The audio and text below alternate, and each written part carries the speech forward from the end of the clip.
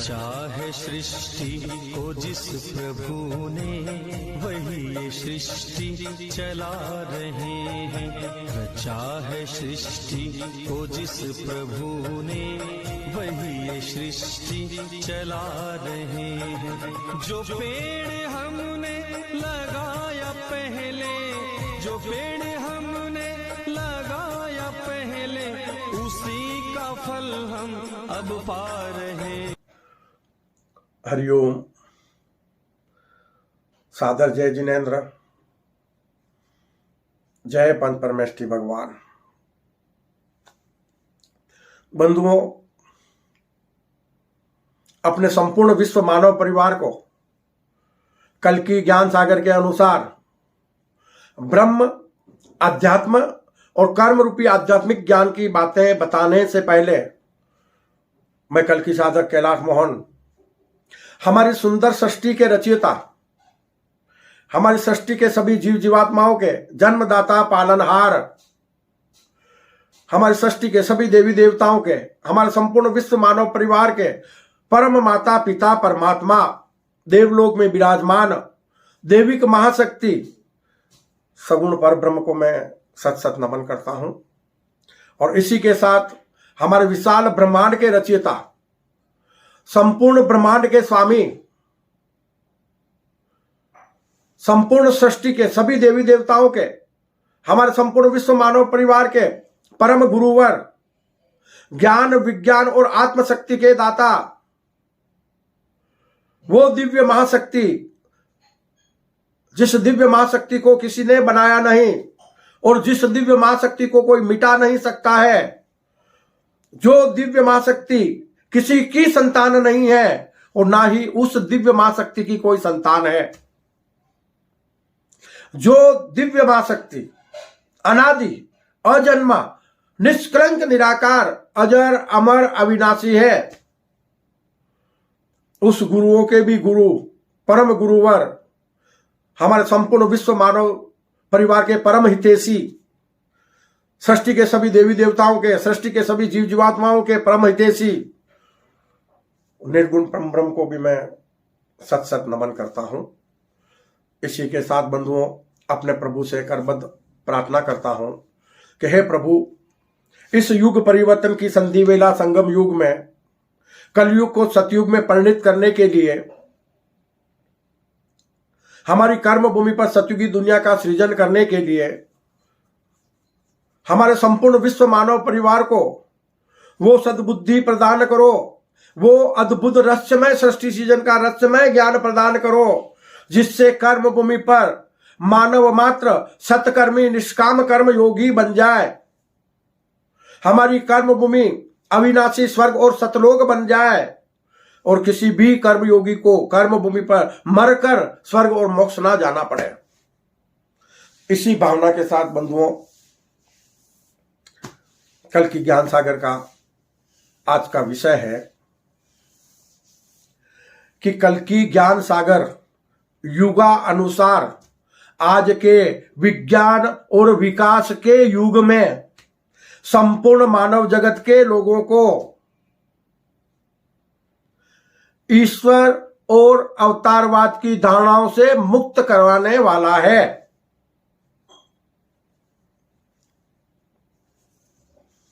बंधुओं, इस युग परिवर्तन की संधि वेला संगम युग में कलयुग को सतयुग में परिणित करने के लिए आज के विकास के युग में सबसे पहली और सबसे बड़ी जरूरत है हमारे संपूर्ण विश्व मानव परिवार के लोगों को अपनी धार्मिक सोच को बदलना होगा। हमारी कर्म भूमि पर मानव धर्म को जाति संप्रदायवाद से मुक्त करवाना होगा। इसी भावना के साथ बंधुओं, आज कल की ज्ञान सागर के अनुसार अपने अंतर प्रेरणा से आपको बताने जा रहा हूं ईश्वर, अवतार और मानव के सत्य स्वरूप के बारे में। 3 दिव्य मां शक्तियां हैं। कर्म भूमि पर मानव दिव्य मां शक्ति है, अदैविक मां शक्ति है। दिव्य मां शक्ति भी है क्योंकि दिव्यता मानव के भीतर भी विद्यमान है। और मानव या कर्म भूमि पर दैविक मां शक्ति को त्याग कर दिव्य मां शक्ति को ग्रहण कर सकता है। तो मानव कर्म भूमि पर 3 लोक का मानव तन कर्म भूमि पर 3 लोक का संगम स्थल है। ईश्वर वो सतलोक है, परम सत्य, सत्यमेव जयते। देवलोक सत असत है और पृथ्वीलोक सत असत भी है और परम सत्य बन सकता है। सत असत को त्याग कर यह कार्य देवलोक में नहीं हो सकता है। और इसी के लिए देवलोक के देवी देवता भी कर्म भूमि पर मनुष्य योनि में जन्म लेने के लिए वो तरसते हैं। यह है अद्भुत रहस्यमय सृष्टि सीजन के रहस्यमय ज्ञानानुसार अद्भुत सृष्टि का अद्भुत रहस्य, जिसे मानव मात्र को जानना समझना जरूरी है। ईश्वर को मानने से, ईश्वर को पूजने से ज्यादा ईश्वर को समझने की जरूरत है, स्वयं को समझने की जरूरत है। देवलोक में विराजमान अपने परम माता पिता परमात्मा दैविक मां शक्ति को समझने की जरूरत है। जैसे हमने आपको बताया ना कि कर्म भूमि पर इस मृत्यु लोक से मुक्ति पाने के लिए मानव को ब्रह्म, अध्यात्म और कर्म करने के ज्ञान की अत्यंत आवश्यकता है। इसके बिना मानव कोई भी मृत्युलोक से मुक्ति नहीं पा सकता, यानी मृत्युलोक से उसके लिए मुक्ति पाने का और कोई उपाय नहीं है। ब्रह्म यानी हम ईश्वर को जाने, अध्यात्म अपने सत्य स्वरूप को जाने, अपनी आत्मा को जाने, और कर्म कि कर्म भूमि पर हम कर्म योगी बनकर अकर्मी कैसे बन जाए, यह बहुत बड़ा विषय है। कर्म हम सब कर रहे हैं मन और बुद्धि से। कर्मों का त्याग करके, सगुण जीवात्मा स्वरूप का त्याग करके, मायावी जीव को त्याग करके हम इस कर्म भूमि पर अपने इस मानव तन को विराट आत्म स्वरूप कैसे बना लें। तन में रहो, इस तन में, लेकिन भीतर जो मनुष्य रूपी जीवात्मा है उसे विराट आत्म स्वरूप बना लेना है। उसके जीवात्मा स्वरूप को त्याग देना है, इच्छाओं को त्याग देना है, सत्य को स्वीकार करना है और शाश्वत सुख को प्राप्त करना है और इस सुंदर सृष्टि में भ्रमण करने का आनंद लेना है। इसी के लिए हमारे प्रभु ने इस सुंदर सृष्टि का सृजन किया है कि मनुष्य रूपी जीवात्मा के रूप में परम पवित्र आत्मा बनकर मानव मात्र संपूर्ण ब्रह्मांड का स्वामी बनकर संपूर्ण ब्रह्मांड में अनेक दुनिया बसाकर जीते जी एक दुनिया से दूसरी दुनिया में भ्रमण करने का आनंद ले सके, संपूर्ण ब्रह्मांड में भ्रमण करने का आनंद ले सके, उसके लिए सुंदर सृष्टि का सृजन हुआ है।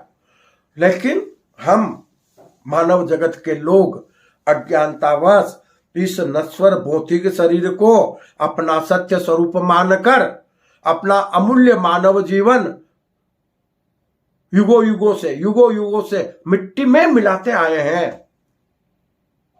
हमने सुंदर सृष्टि के सृजन को समझने का प्रयास ही नहीं किया। हमने अपने परम माता पिता परमात्मा के सुंदर सृष्टि के सपने को समझने का प्रयास ही नहीं किया। तो हमारे सामने अद्भुत रहस्यमय सृष्टि सृजन का रहस्यमय ज्ञान ही प्रकट नहीं हो पाया। हमें चिंतन करना है ना, यह दुनिया किसने बनाई है, मैं कहां से आया हूं, मुझे किसने बनाया है, क्यों बनाया है, मेरे जीवन का मकसद क्या है, क्यों कर्म भूमि पर हमें दुख और सुख मिलते हैं, क्यों कर्म भूमि पर सभी मानव जगत के लोगों की सोच एक समान नहीं है, क्यों लोग पाप कर्म कर जाते हैं। ऐसी बहुत सारी बातें हैं जिन पर हमें चिंतन करना अत्यंत आवश्यक है। कल की ज्ञान सागर आपको बार बार बता रहा है ना कि कहां से तुम आए हो, कहाँ तुमको जाना है जी, पता नहीं कब किस जगह मर जाना है। अरे जिसने बनाया तुम्हें उसको तो जाना नहीं, धर्म कर्म की बातों को तुमने कहाँ जाना है। कि इतना तो जान लेना सॉरी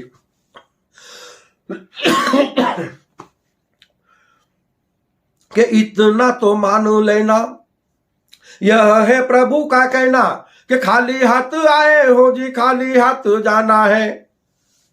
अरे माटी के पुतले हो तुम तो, माटी में मिल जाना है, तो बतलाओ जग से क्या साथ लेकर जाना है, बतलाओ जग से क्या साथ लेकर जाना है। अद्भुत रसमय सृष्टि सृजन के रसमय ज्ञानानुसार प्रकृति और परमात्मा ने हमारी कर्म भूमि पर ऐसी व्यवस्था कर रखी है कि एक तिनका भी मनुष्य रूपी जीवात्मा अपने साथ नहीं ले जा सकता है। चाहे जितनी धन दौलत हो, चाहे जितनी संपत्तियां हो, चाहे जितना लंबा चौड़ा ये मायावी परिवार हो, भाई बहन, माता पिता, पति पत्नी, संतान, किसी को साथ नहीं ले जा सकता। एक पल में सब कुछ बदल जाता है जब ये तन परिवर्तन होता है। बस एक हमारे साथ आता और जाता है, वो है हमारे द्वारा किए गए कर्म। वो कर्म की पोटली तब तक हमारे साथ लगी रहेगी जब तक हम अकर्मी बनकर इस कर्म भूमि पर, इस मृत्यु लोक पर विजय प्राप्त नहीं कर लें, विराट आत्म स्वरूप बनकर अपना आत्म कल्याण नहीं कर लें, तब तक कर्मों का बोझ हमारे ऊपर लगा रहेगा। और इस कर्म भूमि पर हमारा भ्रमण होकर हम दुख सुख के सागर में गोते खाते रहेंगे। तो बंधुओं, ईश्वर और अवतारवाद की धारणाओं से कैसे मुक्त हो सकता है मानव जगत, तो यहां आपको कल की ज्ञान सागर के अनुसार बता रहा हूं, अपने अंतर प्रेरणा अनुसार बता रहा हूं कि ईश्वर एक है, दिव्य मां शक्ति, वो निष्कलंक निराकार है। उस अनामी को कोई नाम ना दो, वो अनामी है, अजन्मा है, उसे कोई नाम ना दो, उसको निष्कलंक निराकार रहने दो। और जो सगुण स्वरूप में है, उसी दिव्य मां शक्ति का सगुण स्वरूप दैविक मां शक्ति में, दैविक मां शक्ति के रूप में हमारे जन्मदाता पालनहार बने हुए हैं। ईश्वर एक है, समझना, और वो परम सत्य है, विराट आत्म स्वरूप में। उसी से प्रकट हुई मां माया, एको हम बहुश्याम, यानी मैं एक से अनेक हो जाऊं, या एक से अनेक होकर और अनेक रूप में अपने आप को प्यार करूं। उसी इच्छा शक्ति के कारण विशाल ब्रह्मांड की उत्पत्ति होकर ज्ञान और विज्ञान के अनुसार सगुण पर ब्रह्म से, दैविक महाशक्ति से सृष्टि में अनेक प्रकार के जीव जीवात्माओं की उत्पत्ति हुई, जिसमें सृष्टि में मानव सगुण पर ब्रह्म की सर्वश्रेष्ठ कृति, सृष्टि का सर्वश्रेष्ठ प्राणी है, जिसे कर्म भूमि पर निर्गुण दिव्य मां शक्ति का अंशज और सगुण दैविक मां शक्ति का वंशज कह सकते हैं। निर्गुण ईश्वर का सगुण स्वरूप है, सगुण परब्रह्म का साक्षात रूप है। तो इस रूप को पहचानो, यह रूप भी परिवर्तनशील है, भीतरी स्वरूप को जानो। चेहरे को देखने जाओगे तो चेहरा तो पल पल में बदलता रहता है, और खुद तो हम लोग भी आजकल मेकअप करके चेहरा बदल लेते हैं जीते जी।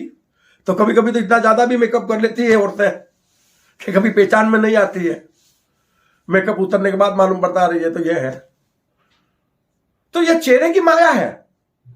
एक मानव ही है जो प्रकृति का सबसे सुंदर प्राणी है। मानव ने उसे अनेक चेहरे दिए हैं, अनेक प्रकार की सुंदरताएं प्राप्त की है उसने, मानव ने, और भिन्न भिन्न चेहरे के रूप में, भिन्न भिन्न रूप में एक सगुण परब्रह्म ही कर्मयोगी बनकर इस कर्म भूमि पर विचरण कर रहे हैं। यानी संपूर्ण सृष्टि में एक सगुण परब्रह्म ही हरता, करता और बरता है, दूसरा कोई है ही नहीं। एक को ब्रह्म द्वितीयो नास्ति, निराकार और साकार के रूप में, जड़ और चेतन के रूप में, संपूर्ण ब्रह्मांड में, संपूर्ण सृष्टि में बस बस बस सिर्फ एक ब्रह्म ही है। वही निर्गुण स्वरूप से सगुण स्वरूप में देवलोक में दैविक शक्ति के रूप में स्थापित हुआ और वहीं से सुंदर सृष्टि का सृजन होकर सृष्टि में अनेक प्रकार के जीव जीवात्माओं की उत्पत्ति होकर और सृष्टि व्यवस्थित चल रही है। सृष्टि को चलाने वाला एक ही है, कौन? सगुण पर ब्रह्म, दैविक महाशक्ति, जिसने सृष्टि की रचना की है, वही इस सृष्टि को चला रहा है। तो हमें इस अद्भुत रहस्यमय सृष्टि सीजन में और रहस्यमय ज्ञानानुसार इस बात को समझना है कि ईश्वर ज्ञान, विज्ञान और आत्मशक्ति स्वरूप है। संपूर्ण सृष्टि के सभी देवी देवताओं को और मानव जगत के लोगों को ज्ञान, विज्ञान और आत्मशक्ति प्रदान करता है। तो उसे हम अपना परम गुरुवर माने, अदरवाइज और किसी भी नाम से ना पुकारें। निराकार गुरु, परम गुरुवर, ज्ञान, विज्ञान और आत्मशक्ति के दाता, जो आत्मस्वरूपता में अंशज के रूप में हमारे भीतर विद्यमान है। हम आत्मचिंतन करके आत्मज्ञानी बनकर इस कर्म भूमि पर अपने अमूल्य मानव जीवन को सार्थक बना सकते हैं। यह हुआ ईश्वर से मुक्त होने का तरीका। अगर मानव कर्म भूमि पर विराट आत्म स्वरूप बनकर अपने जीवात्मा स्वरूप को, सगुण जीवात्मा स्वरूप को त्याग देता है और परम सत्यवादी बन जाता है, तो मानव ईश्वर हो गया ना। क्यों? कि वो मानव जब देह भाव को त्याग कर विदेही भाव में, विराट आत्म स्वरूप में निष्काम कर्मयोगी बन गया, तो वो निर्गुण ब्रह्म में लीन हो जाएगा। फिर इस सृष्टि में ये जो मानव तन भ्रमण कर रहा है वो निर्गुण ब्रह्म की आत्मा है। तो वो आत्मा अपने लिए में लगा सकती है। बताया कर्म भूमि पर और सुंदर सृष्टि में, संपूर्ण सृष्टि में, सृष्टि के सभी देवी देवताओं का,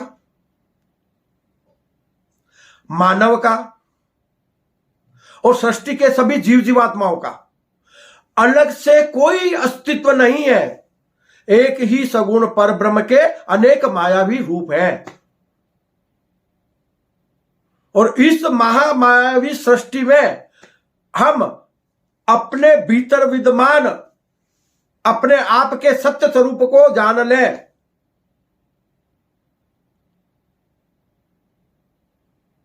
प्रभु कहते हैं ना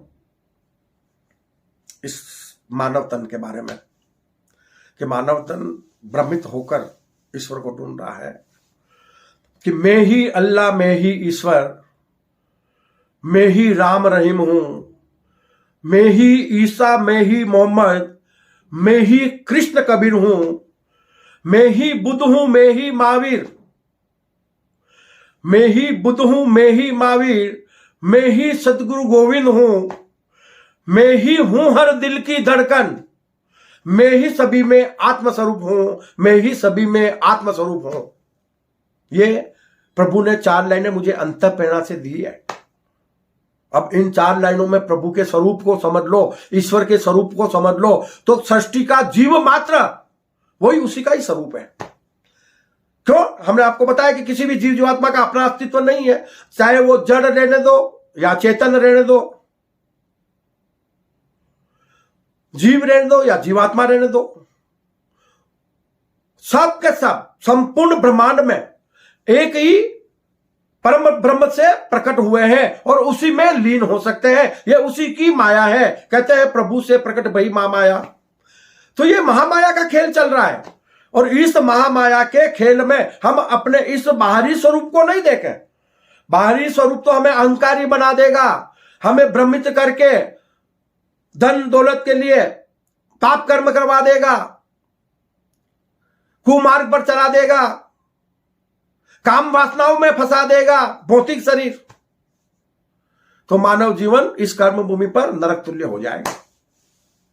और जब हम विराट आत्म स्वरूप बन जाएंगे तो आत्मा तो निराकार होती है, तो हमारे भीतर की सभी काम वासनाएं मिट जाएगी, प्रेम जागृत हो जाएगा और मोह माया से हम मुक्त हो जाएंगे। क्यों? कि यहां पर सत्यमेव जयते। अगर हम आत्मस्वरूप बन जाएंगे तो संपूर्ण मानव जगत के लोगों को, अपने विश्व मानव परिवार के लोगों को अपने हृदय से लगाकर हम प्यार कर सकते हैं। प्रभु ने प्रेम के लिए दुनिया बनाई है, नफरत के लिए नहीं। तो प्रेम कब कर सकोगे? हृदय से प्रेम कब जागृत होगा? कि जब हम विराट आत्म स्वरूप बन जाएंगे। जीवात्मा स्वरूप में सत असत जीवात्मा स्वरूप में हम में अहंकार पैदा होता है, मैं की भावना पैदा होती है। ये नश्वर तन को हम अपना मानकर जीवन भर इस नश्वर तन के लिए हम कर्म करते रहते हैं। तो ईश्वर के बारे में आपको बताया कि उसी ईश्वर का स्वरूप मानव है। किस स्वरूप में? निर्गुण आत्म स्वरूप में मानव साक्षात परम ब्रह्म स्वरूप है। और सगुण जीवात्मा स्वरूप में मानव दैविक महाशक्ति सगुण परब्रह्म का साकार रूप है इस कर्म भूमि पर। तो बंधुओं, अवतारवाद की धारणाओं से मुक्त कैसे होना? अवतार सिर्फ एक ही है। कौन? सगुण परब्रह्म। उसके अलावा कोई अवतार है ही नहीं। वो ही अनेक रूप में अवतरित होता है कर्म भूमि पर। कहते हैं विष्णु भगवान के 24 अवतार। विष्णु भगवान तो एक ही है, और विष्णु भगवान के 24 अवतार। और कल की ज्ञान सागर कहता है कि एक ही पर ब्रह्म, सगुण पर ब्रह्म, परम माता पिता परमात्मा का अद्भुत रचमय सृष्टि सृजन का जो रचमय खेल रचा हुआ है, उसमें कर्म भूमि पर सभी मनुष्य एक ही सगुण पर ब्रह्म के अवतार हैं, अवतरित हुए हैं। मनुष्य रूपी जीवात्मा का जन्म नहीं होता है कर्म भूमि पर। समझना बात को, और उस सिद्धांत को जानना। ज्ञान और विज्ञान के अनुसार आप अवतारवाद की धारणाओं से मुक्त हो जाओगे कि अवतार यह बाहरी स्वरूप नहीं होता है। हम राम रहीम ईसा गुरु नानक या कृष्ण कबीर को भौतिक शरीर के रूप में अवतार माने नहीं। अनेक अवतार है ही नहीं। राम रहीम कृष्ण को मानो या किसी भी बुद्ध महावीर को मानो, उन नामों से उस अवतार को मत मानो। उन अवतार को मानो ये पर ब्रह्म स्वरूप अवतार है, पर ब्रह्म का स्वरूप है। अवतार पर ब्रह्म है भीतर में। तो फिर नाम से कोई मतलब ही नहीं रहेगा। आप अनेक नामों की पूजा करोगे ही नहीं, फिर एक सगुण पर ब्रह्म की पूजा करोगे। क्यों? कि उसका प्रतीक शिवलिंग है। और आध्यात्मिक ज्ञानानुसार कहा गया है कि एक शिवलिंग की पूजा करने से सृष्टि के सभी देवी देवताओं की पूजा हो जाती है। तो कल की ज्ञान सागर कहता है कि अनेक अवतारों की पूजा नहीं करके पूजा उसकी करो जिसकी राम और कृष्ण किया करते थे, जिसकी बौद्ध और महावीर किया करते थे। तो हम लोग बौद्ध महावीर को पूजने लग गए, हम रामकृष्ण को पूजने लग गए, और 24 को पूजने लग गए, और पता नहीं आगे और कितनों को पूज डालेंगे। तो फिर अपने आप को कब जानोगे? जिसको तुम पूज रहे हो वही तो आप हो। मानव मात्र कर्म भूमि पर राम रहीम ईसा गुरु नानक बौद्ध महावीर कृष्ण कबीर की तरह आत्मज्ञानी बनकर अपने अमूल्य मानव जीवन को सार्थक बना सकता है। जो कार्य राम ने किए वो मानव मात्र कर सकता है, जो कार्य कृष्ण ने किए कबीर ने किए मानव मात्र कर सकता है। उस अपने भीतर की आत्मशक्ति को जानो। मानव मात्र के भीतर आत्मशक्ति विद्यमान है। मानव जैसा सोचता है वैसा बन सकता है। इसीलिए अवतारवाद से मुक्त करवाने के लिए बंधुओं, प्रभु ने कल की अवतार की पहले से ही घोषणा कर दी। ऐसा कभी हुआ नहीं है। 23 अवतार हुए तो 23 अवतार युगानुसार अपने अपने हिसाब से हुए थे, लेकिन 24वें अवतार आखिरी अवतार के बारे में, 10 अवतार में प्रमुख अवतार के बारे में संपूर्ण मानव जगत के लोगों को पहले से ही बता दिया कि कल की अवतार होंगे, उस स्थान पे होंगे, ऐसा स्वरूप होगा। तो अब यहां समझने की जरूरत है कि ये सब भविष्यवाणियां तुलनात्मक है। आने वाले समय में सब लोगों को पता चलेगा। क्यों? कि अब जो कर्म भूमि पर युग परिवर्तन होगा, कलयुग को हम सतयुग में परिणित करेंगे। कर्म भूमि पर हम सतयुगी दुनिया का सृजन करेंगे। वो कोई एक आदमी नहीं करेगा। कल की अवतार कोई एक आदमी नहीं होगा। कल की अवतार कर्म भूमि पर सभी सत्कर्मी निष्काम कर्म योगी होंगे एक साथ, जो कलयुग को सतयुग में परिणित करेंगे। इसलिए पहले से ही भविष्यवाणी में कहा गया है कि कल की अवतार अनेक हाथों से धर्म की प्रभावना करेंगे। यह भी बात एक कल किसी भविष्यवाणी में कही गई है। अनेक हाथों से ज्ञान की प्रभावना करेंगे मतलब क्या हुआ? कि अनेक कल की अवतार होंगे कर्म भूमि पर, अनेक रूप में, और अपना कर्म करेंगे, कलयुग को सतयुग में परिणित करेंगे। तो आज कर रहे हैं ना हम लोग, क्या कर रहे हैं? सतयुगी धर्म की स्थापना करने के लिए, कलयुग को सतयुग में परिणित करने के लिए हमें प्रभु ने मोबाइल जैसा माध्यम दिया, लैपटॉप दिया, कंप्यूटर दिया, और ऊपर से हमको नेट दे दिया। और नेट के माध्यम से प्रभु ने अवतरित होने से पहले संपूर्ण मानव जगत के लोगों को जोड़ दिया। मोबाइल की एक छोटी सी सिम, उसमें 1 सेंटीमीटर की गोल्डन शिप बनी हुई है, संपूर्ण मानव जगत के लोगों को उसमें बिठा दिया और मोबाइल हाथ में पकड़ा के सबको कल की अवतार बना दिया। क्यों?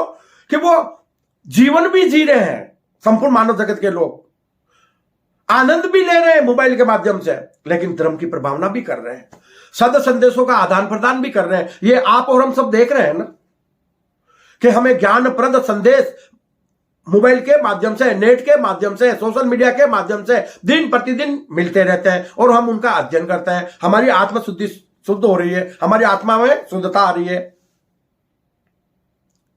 हम आत्मस्वरूप बन रहे हैं। तो ये प्रभु की लीला बड़ी निराली है, प्रभु के कार्य करने के तरीके बड़े निराले हैं। हमें कल की ज्ञान सागर के अनुसार अद्भुत रहस्यमय सृष्टि सृजन के इस अद्भुत रहस्य को समझना होगा। तो बंधुओं, कर्म भूमि पर ईश्वर और अवतार का प्राकट है। ईश्वर और अवतार कभी साकार प्रकट नहीं होते, साकार मानव तन को धारण नहीं करते, जन्म नहीं लेते, वो मानव तन के भीतर उनका प्राकटय होता है, अवतरण होता है, वो परकाय प्रवेश करते हैं।